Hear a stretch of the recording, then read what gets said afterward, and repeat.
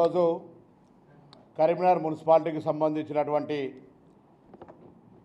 జరుగుతున్న పనులు ప్రగతికి సంబంధించిన అంశం మీద రివ్యూ చేయడం జరిగింది. ఆ రివ్యూలో భాగంగా కొన్ని కీలకమైనటువంటి అంశాల మీద జిల్లా కలెక్టర్ గారు, అడిషనల్ కలెక్టర్ గారులను నివేదికలను తెప్పించుకోమని కోరడం జరిగింది.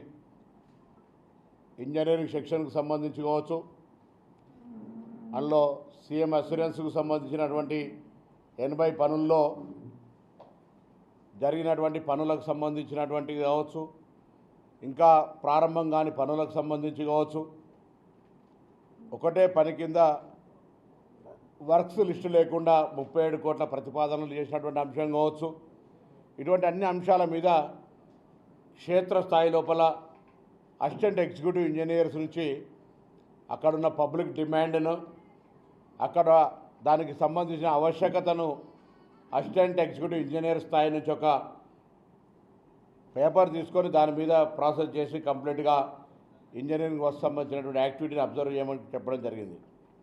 స్మార్ట్ సిటీకి సంబంధించి కూడా స్మార్ట్ సిటీలో అనేకమైన కాంపోనెంట్లు ఉన్నాయి. మీకు కూడా కొన్ని అంశాలు తెలియకపోవచ్చు, తెలిసి ఉండవచ్చు. 22 వైఫై ఫ్రీ హాట్స్పాట్లు ఉన్నాయి. అవి ఐడియా కూడా చాలామందికి ఇప్పుడు ఇంత పెద్ద టౌన్లో 22 వైఫై హాట్స్పాట్లల్లో యాజ్ పర్ రిపోర్ట్ 120 మంది వాడుకుంటూ ఉన్నారు. సో అటువంటి వైఫై హాట్స్పాట్లన్నీ కూడా అందరి ప్రజలకు తెలిసే విధంగా చేయడంతో పాటుగా టెక్నాలజీ కాంపోనెంట్ కింద దాదాపు 98 కోట్ల రూపాయలని అనేక రకాలైనటువంటి టెక్నాలజీకి సంబంధించి దాదాపు 700 సీసీ కెమెరాలు పెట్టడం కావచ్చు, కంప్లీట్గా audio control mic sound system కావచ్చు, టెలివిజన్స్ ప్రజెంటేషన్ కావచ్చు, ఇట్లా అనేక రకాలైన, దాని తర్వాత సర్వేలెన్సెస్ కావచ్చు, లేకపోతే దానికి సంబంధించిన ఒక 20 సెన్సిటివ్ ప్లేసెస్లలో అలారమింగ్ సిస్టమ్, ఇట్లా అనేక రకాలైన కాంపోనెంట్స్ తోటి 98 కోట్ల రూపాయలని దానికి కూడా కేటాయించారు. అందుకు సంబంధించి కూడా ప్రగతి దాన్ని ప్రజలు ఉపయోగించుకునే సాంకేతికంగా ఎటువంటి భవిష్యత్తు అంశాలకు సంబంధించి ఉపయోగపడే విధంగా ప్రజలకు దాని పట్ల అవగాహన కలిగే విధంగా చర్యలు తీసుకునే అంశం కావచ్చు. అదేవిధంగా టౌన్ ప్లానింగ్, నేను మీ ద్వారా కోరుతా ఉన్నాం కరీంనగర్ పట్టణ ప్రజలను. గతంలో తెలంగాణలో కాంగ్రెస్ ప్రభుత్వం వచ్చిన తర్వాత ఎవరైనా భూ కబ్జాదారులు ఉంటే, పేద ప్రజలకు సంబంధించి ఎవరైనా భూమిని ఆక్రమించుకున్నట్టయితే మీరు ఫిర్యాదు చేసుకోవచ్చు స్వేచ్ఛగా. ఇది ప్రజాస్వామిక ప్రజాప్రభుత్వం, అటువంటి వారి మీద తగిన చర్యలు ఉంటాయని చెప్పినాం. దానికి సంబంధించి ఎక్కడ కూడా రాజకీయ జోక్యం లేకుండా అధికారులు నిష్పక్షపాతంగా పనిచేసేటువంటి ఒక వాతావరణాన్ని కలిగేసినాం. దానికి సంబంధించిన ఫలితాలు మీరు చూసినారు.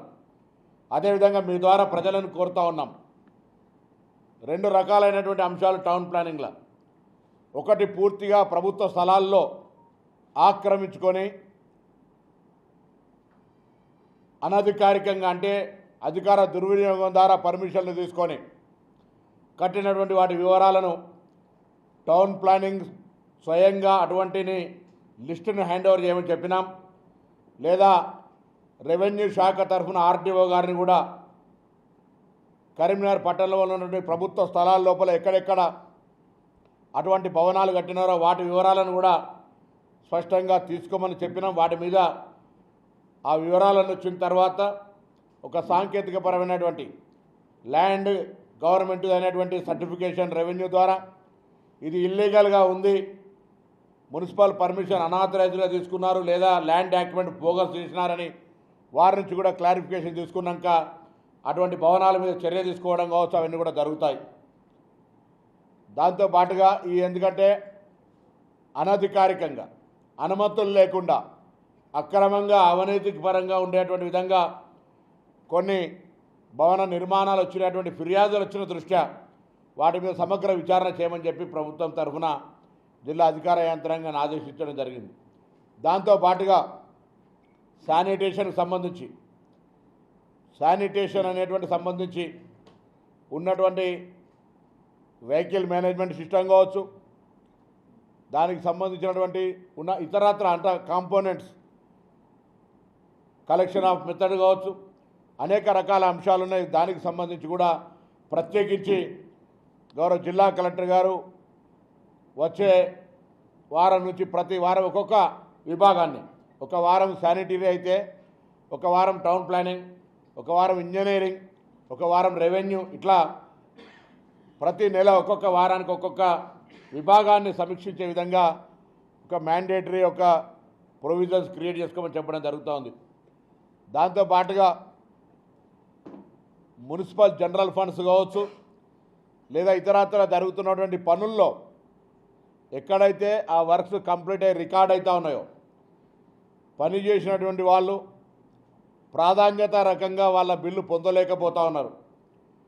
అక్కడ కొంత స్కోప్ ఎవరికి కూడా ఇవ్వద్దని, ట్రాన్స్పరెంట్గా ఉండాలని ఈనాటి సమావేశం ఎవరైతే ఎంబీ ఫస్ట్ రికార్డ్ చేసుకుంటారో, ఫస్ట్ కమ్ ఫస్ట్ రికార్డ్ అన్నట్టుగా ఎవరైతే పనిచేసి వాళ్ళు ముందుగా బిల్లు రికార్డ్ అయి ఉంటుందో వాళ్ళకు సంబంధించి పేమెంటు వరుస క్రమాన డౌన్ నుంచి కిందికి నుంచి ఇచ్చుకుంటా పోవాలి. ఇవాళ పనిచేసిన ఆయనకు బిల్లు ఇచ్చి 2 నెలల కింద పనిచేసిన ఆయనకు బిల్లు ఇవ్వకుండా ఉండడం అనేటువంటి దానివల్ల అనేక రకాలైనటువంటి ఆస్కారాలకు అవకాశం ఉంది. కాబట్టి ఈ యొక్క విధానాన్ని నిర్ణయించడం భవిష్యత్తులో జనరల్ ఫండ్ కావచ్చు, ఇతరత్ర మున్సిపల్ ఫండ్లల్లో ఒక పద్ధతి ప్రకారంగా అధికారులు ఆ బిల్లుల కేటాయింపు జరుగుతుంది. ఎవరి ప్రమేయం ఉన్నా లేకున్నా నిధులు రాగానే ఆ విధంగా కేటాయింపు జరుగుతుందనే మాట సందర్భంగా మనం చేస్తూ ఉన్నాం. For more videos like this, subscribe Big TV channel.